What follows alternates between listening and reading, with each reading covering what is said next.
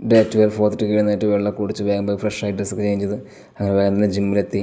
സെക്ഷനൊക്കെ കഴിഞ്ഞു. ഞാൻ ചെയ്യാൻ പോകുന്നത് ആംസാണ്. സോ പ്രീ വർക്കൗട്ട് ഞാൻ പ്ലം കേക്ക് എടുത്തു. ആംസ് ചെയ്യുന്നത് ഫസ്റ്റ് ട്രൈസെപ്സ് ഫോക്കസ് ചെയ്തിട്ട് ഓവർ എക്സ്റ്റൻഷൻ കൊടുത്തു ഒരു 4 സെറ്റ്സ്.